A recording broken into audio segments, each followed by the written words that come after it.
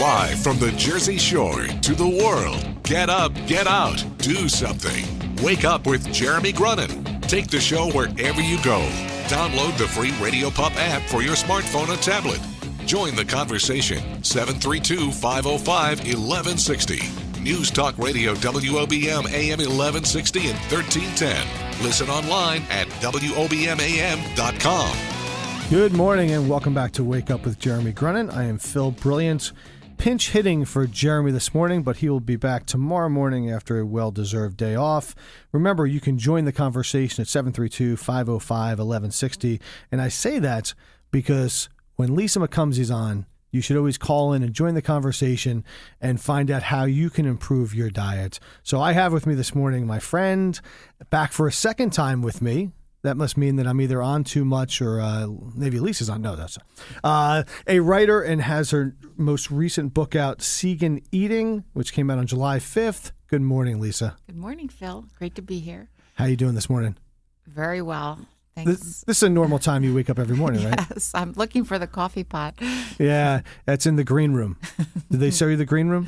I have not seen the green room yet. Yeah, I haven't either. No. In the 7 months I've been here, I missed it this morning. Sorry, guys. Yeah, we're gonna look for the green room, but that's good. And so you both, you came in. Zach brought you upstairs, and you were like, it just stormed outside. It poured for 2 minutes, and then it stopped. I mean, poured, cat and dogs. Unbelievable. Just this weather, but you know what? It'll be 95 degrees later today. And what will we be eating in 95 degree temperature? We will be enjoying a delicious Seagan menu today, which is a vegan diet with the addition of delicious, healthful seafood. So my first question, and I know you and your co-writer, Amy Kramer. I always forget her last name for some reason. I never dated a Kramer, but for some reason that name just pops out of my head every now and then. You had your first book out, The Vegan Cheat Sheet. Mm-hmm. Had success with it. Yes. Now you're kind of controversial with adding seafood into your vegan diet. And I guess my question is, but, sharing that with the world, how, people, what your thoughts and your diets and how you get that word out there. I guess let's sit down and write a book. I mean, how do you even decide to go do that? We wrote the Vegan Cheat Sheet 3 years ago, and we embraced going vegan. For those who aren't quite sure the difference between vegan and vegetarian, a vegan eats a strictly plant-based diet, no dairy, no eggs, which vegetarians do consume. We both sort of stumbled on it accidentally, thought we'd hate it, fell in love with it, and decided to share the vegan, how easy and delicious it is to go vegan. And we went vegan for health reasons, and we eventually realized that we were missing out on the most important form of essential omega-3 fatty acids. And we started integrating fish back into our diets. And the response that we got was so tremendous in that most people will not go vegan. But when we started saying we were eating seafood, the response we got was, oh, I could do that. And so there was such enthusiasm that we felt there was a need for a book, because you don't want to eat any fish. It's important to eat the right fish. And by the right fish, I mean sustainable and healthy in that the fish is low in contaminants. Now, do you feel like, personally, physically, when you added the seafood into your diet, do you feel different? Do you feel like you either have more energy or do you feel better? Did it really change the way you feel on a daily basis? No, I always say, I felt great as a vegan, and I still feel great as a Seagan. I think in my mind, I feel that I'm getting some nutrients that I wasn't getting before. But physically, I feel great. Yeah. Now, so you were not originally a vegan. You became a vegan. Yes. What was the first seafood you added back into your diet? Salmon. Salmon. Yes. That was the biggest. One of my favorite fish. And mine too. Yeah. I couldn't imagine. Now, again, I'm a carnivore. I eat everything that anybody puts in front of me most days, especially if they're cooking and I don't have to, But salmon, my fish of choice. Yes, always a thing. Now, I know I did glance, I was, reading the Huffington Post article and looking at different things. So you talk about fishes to stay away from and fishes to bring into your diet. Let's talk about the ones to stay away from first. Now, you really, you talked, I think, was it grouper was the one? Which was the one to stay away from? I just forgot. I read it. Well, we have a list of them in the book, and off the top of my head, actually, Atlantic salmon is one of the fish to stay away from. Oh. Pacific wild-caught salmon is very good, very healthy, and as the name suggests, it's caught in the wild. Atlantic salmon is practically extinct, so it is farmed, and the farming conditions are terrible. So the fish are fed things they wouldn't normally eat, right. Chicken feed and soy meal and things like that. So you're not getting the healthy omega-3s you would from a wild-caught salmon because they're not eating krill and those types of things. They also use pesticides and antibiotics. Some of the fish escape into the ocean, so then they start integrating with native populations, and that damages native populations. So there are many reasons not to eat Atlantic salmon. Okay. And I remember now, just because, of course, I just looked back at my article. I should just look at my notes, too, that the grouper high in mercury. Yes. And I know there's probably a lot of fish out there that are high in mercury that people need to stay away from. So now in the book, does it outlines the bad guys and the good guys? Yes. We have a section called good catch, a section called bad catch, and a section called questionable catch. Okay. We got, it is now raining in the studio officially, Zach. So I got, see this? We're raining down. Oh no! We're really going to become so professional cold. and work through this. So I'm going to ask Lisa a question, then we go grab a bucket. But so on the good list, what are we looking for out of good fish? What do you want to get out of it? You want fish that are sustainably caught and low in contaminants. So many of the capture methods are detrimental to either the environment or other fish. And some are... Lisa, you're really good. You're keeping going here as I'm moving cups around to catch. Can you hear that, Zach? This on the is radio? crazy. Yeah, you can hear that slightly. You can hear that slightly? Yeah. I'm trying to keep the equipment a little dry. Hey, we do what we got to do. Yeah. That's I think this is so appropriate that we're talking about seafood in the sea. And I know, the sea just came right through the ceiling here. This is great. This is great. But we're professionals here. We can handle anything that goes forward. You're doing great, Phil. So we are going to go to break. We're going to pick that back up, the good seafood to bring back into your diet. I want to hit upon that. I also want to hit a little bit upon, your like personal change in interest when you went from the vegan to the seafood, not just because you were looking to bring more into it, but also about what you felt and what the book talks about are the benefits of adding the seafood into your diet. Remember, join the conversation. 732-505-1160. We're going to get waiters and another bigger bucket in a moment, and we'll be back. The Sean Hannity Show, this afternoon at 3. Wake Up with Jeremy Grunin returns next. News Talk Radio WOBM AM 1160 and 1310. Good morning. Welcome back to Wake Up with Jeremy Grunin. I am Phil Brilliant, substituting for Jeremy this morning. It is 6:22. It looks like there is a hurricane outside right now. I'm not quite sure what it is, but we have brought that into the studio as we have a little bit of rain joining us this morning as I continue my interview with Lisa McComsey. And we're going to work our way through this because we are professionals and we are talking about, ironically, Seagan eating as we have the water take over the studio. But we're going to get through this. And this is kind of this drip sound, if you can enjoy that for a little. What's that? Put a napkin in the cup. A napkin in the cup to quiet. Didn't want to muffle it? Yeah. Try muffling that a little bit. We will. But when we went go. to break, we were talking about the seafoods that are good and those that we want to choose to get into our diet and why we want them in our diet. So getting a thumbs up from Zach, I quieted the drip. Yes, perfect. Thank you, sir. So we know salmon. Yes. Pacific wild-caught salmon is on the good list. A very good rule of thumb is the smaller the fish, the healthier it is from a from a mercury standpoint. Large fish like tuna and swordfish are very high in mercury and contaminants. So I see you through the raindrops. You look beautiful this morning, by the way. Even better through raindrops. Yes. I think there's a movie coming to a theater near you. Hide my tired eyes. Yeah.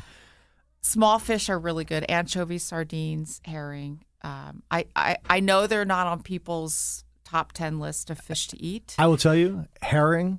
Love herring. Do you? I go to services at my synagogue on Saturday mornings just for the herring afterwards. Really? Because I won't buy it and bring it home. But I do like herring, creamed herring actually. So I probably kill it because I have the cream. Yeah. Yeah. Well, and I encouraged, if not forced, my co-author Amy to incorporate some of these small fish into the recipes. And so she kicked and screamed, but she developed a smoked sardine dip that is absolutely to die for. So it's one of her favorite recipes. And so I said to you at break, I did notice that in the articles I read about the book and looking through the book, Amy's recipes. And so it does sound like we have more in common than I thought, because we're the eaters. We're the eaters. We're not the recipe creators. But some of her recipes, I look at it, and if I didn't look at the name on the book, I would think this was just any cookbook or recipes, because I would never think that they were vegan until I really start looking down into the details about some of the substitutes and different things. But I guess so, when you have a vegan diet with seafood or without, you really can, now I'm going to sound really ignorant, you can eat like anybody else. You really can eat like anybody else. And the idea with the recipes was to make things that are really decadent and rich and home style and comfort foodie. And we have things like shrimp bisque and seafood Newburgh, crab mac and cheese, and all of the sinful ingredients have been replaced with healthful ingredients, but I would defy you to note the difference. The shrimp bisque is made with cashew cream instead of heavy cream, but I guarantee you won't taste the difference. And again, I've had some food that's been prepared vegan style when we've had our Ocean County Business Association meetings, probably not the same as in the cookbook. When we come back from break after the news, what I want to talk about is when I look at these recipes, they don't have calorie content. Okay. Now, looking at the richness, I think I could still get fat.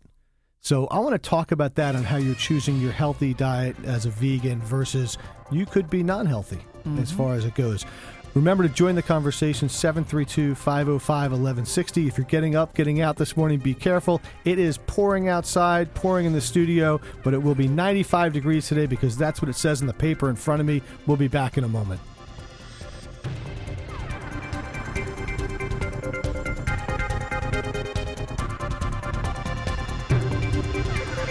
Coming up next, the latest from WOBM News, the Town Square, New Jersey News Network, and Fox News Radio. Wake up with Jeremy Grunin. News Talk Radio, WOBM AM 1160 and 1310. Live from the Bob Levy Broadcast Center, overlooking the Toms River. It's time to get up, get out, do something. Wake up with Jeremy Grunin. Be a part of the show, 732-505-1160. News Talk Radio, WOBM AM 1160 and 1310. Listen online at WOBMAM.com. Good morning and welcome back to Wake Up with Jeremy Grunin. I am Phil Brilliant. It is 6:34 on Monday, July 25th. And as we said earlier, it is pouring outside right now. We have one of our scattered thunderstorms outside as well as in the studio. And in the studio also, I am joined by Lisa McComsey, the writer of the Seagan Eating, The Lure of a Healthy, Sustainable Seafood and Vegan Diet. And Lisa did correct me, which is okay, because I do make a lot of mistakes, even in my normal life, but actually on the radio too, that there are calorie contents with every recipe. And so, my question back was, so looking at some of the calories and thinking about, the diet, I guess go back to it. Is it really a diet or is it really a change of life? It's a change of life. we do not like to use the word diet. Diet sounds restrictive. It sounds temporary, and it sounds difficult. This is really a very easy way to eat for your life. Right. I mean, because you can literally do some decent daily calories by following some of these recipes. Mm-hmm. I mean, it's not like it's a low-cal diet. No. So when you changed into that vegan lifestyle, we'll call it, and now we're adding in seafood, how do you balance out? Because I would assume that you're making this change for health. Yes. Okay, and it's not just a physical health, but it's kind of a whole life health change. Mm-hmm. How do you balance out healthy versus overindulgence? Well, that's a good question, because you can be a fat, unhealthy vegan and you can be a fat, unhealthy Seagan. Thank when you. you think about when you think about all the things that are vegan and Seagan, French fries, fried shrimp, potato chips, sodas, there sugar, which is my downfall, unfortunately. You have me at French fries. Keep going. But the idea is to have a very well-rounded diet that's full of vegetables and fruits and healthy omega-3s and a lot of variety. And we do include a lot of quote-unquote decadent recipes in the book that may be a little bit high in calories, but Amy and I don't count calories. We look to have, 3 healthy meals a day with a lot of healthy snacking in between, exercise, and, I don't step on the scale. I know by how my clothes fit if I'm overdoing it a little too much, but I try not, both of us try not to obsess about it. But you were also a runner. Yes. So your exercise, daily regimen of running? I exercise daily, whether it's running or biking or going to the gym or doing the elliptical. I exercise at least 5 days a week. This would be when I would check in with Zach. Zach, you still running? I am, from time to time. Not as much as I was now that the boarding is back. Okay. So he's skateboarding instead of running these days. So he's still getting his exercise. I'm going to try that, Zach. Yeah, he's the go. He's the longboard king of LBI. Oh, okay. You'll see me cruising I'm around. going to get some lessons from Zach. Yes, definitely. And now, do you find that? Let me go back. You've always been a runner. I've been a runner for 25 years. Okay, but not always a vegan runner or a Seagan runner. No. Do you find when you exercise now with this change of lifestyle, this vegan and now Seagan, when you're done, quicker recovery? Do you find it improves your ability to, I guess, feel better after exercise? I felt one of the first things I felt when I went vegan was cleaner and more energized. So sometimes I would get food hangovers from stuff I ate. And, you wake up and you feel lethargic and, you overdid the dairy or you had too much meat and it's sitting there in your stomach. So You're describing you're every day of my nodding life. in agreement here. Yes, every day. That's yes. I feel that. I go to bed at night and I'm like, oh my God, I shouldn't have eaten that today. Imagine never feeling that way again. You wake up, you feel your body feels clean, you have all this energy. So that was one of the first things I noticed when I went vegan. And I still feel that way because I eat a lot of fruits and vegetables and nuts and all those good things. And I want to point out that we eat fish 2 to 3 times a week. So we're not having it every day. We're not having it 3 meals a day. The American Heart Association recommends eating fish 2 to 3 times a week for heart health. So that's pretty much what we stick to. Yeah. So I think I may have mentioned it last time. So my daughter Sarah went vegetarian now. Mm-hmm. So I shop a lot more vegetarian than I had ever had in the past. And so I do eat in the house now because I'm one who believes you prepare 1 meal for dinner. Mm-hmm. You don't prepare 3. Mm-hmm. So whatever I'm preparing, I need to make sure she's going to eat it. So I eat a lot more vegetarian these days. But we've always had seafood in our diet. But it's my downfall when I go out. That's when the steaks come and the heavier foods. And that seems to be nightly. But it is definitely, I mean, what I do find though is that finding those special foods, finding the foods that satisfy a vegetarian vegan diet are not always readily available in a regular food store. You have the one aisle. Okay. I always say when they have the ethnic aisle, you have the little shelf of Indian food, little shelf of kosher food, little shelf of Chinese food. The vegan/vegetarian aisle is almost as sparse. So when you shop, are you going to specialty shops or are you going to your regular store? I almost never go to a specialty shop. As you know, we are not blessed with a Whole Foods or a Trader Joe's or a Wegmans here. So we have what we have. And even in the past few years that I've been a vegan, I've noticed a tremendous increase in the types of foods that I enjoy. But one sort of general rule of thumb is shop the perimeter. You go to your vegetable section, your fruit section, your produce section, and I buy tons of greens of all kinds. And the dairy aisle has my almond milk and my coconut creamer for my coffee, my coconut yogurt, my dairy-free ice cream. Thank you, Ben & Jerry's, for just launching vegan ice cream. There we go back to the fat, unhealthy vegan because I could easily put away a pint of Ben & Jerry's. It's funny, too, because I used to, when my daughter was younger, every night ended with ice cream.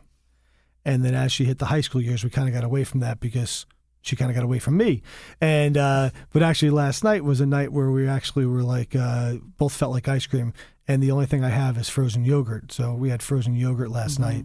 And so definitely times have changed. But a vegan ice cream is actually very interesting. There are quite a few. There are a lot of vegan ice creams out now. There are coconut-based. There are cashew cream-based, almond milk. But I have to, I eat ice cream almost every night. And I get a little bit of a sugar hangover in the morning, which I don't like. So I just bought an ice cream maker because I want to make vegan ice creams and be able to control the amount of sugar I put in there. So I'll have you back on when we have the Lisa McComsey ice cream shop. Yes, come to my vegan ice cream shop. Right? We're going to come back after the break, and what I want to talk about are some of the upcoming activities that Lisa has in the area that you can meet her and greet her, and she will sign your book. Back in a moment. More Wake Up with Jeremy Grunin at our website, WOBMAM.com. News Talk Radio, WOBM AM 1160 and 1310, 732-505-1160. Wake Up with Jeremy Grunin. News Talk Radio, WOBM AM 1160, 1310, and WOBMAM.com. Good morning and welcome back to Wake Up with Jeremy Grunin. I am Phil Brilliant, substituting for Jeremy this morning. It is 6:47. It is time to get up, get out, and do something. It is going to be a high of 95 degrees today. I'm not quite sure if it's still raining outside. It is still raining in the studio. But remember to, as Jeremy would say, pack your slickers and your raincoat and be prepared for a little bit of rain today. And as we continue our conversation with Lisa McComsey, the author of The Vegan Cheat Sheet and Seagan Eating, we want to make sure we get out some information.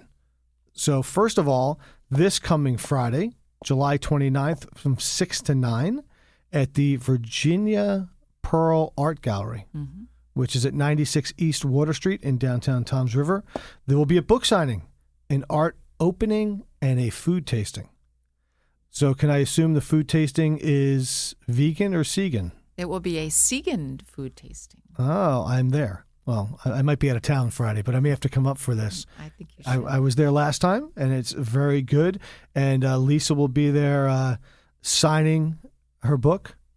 And I know last time you were out there, you signed every book that was put in front of you. Yes, I did. I had major hand cramps. Yes, and which is good. It's a great, absolutely. And what we always like to tout is this is a homegrown talent.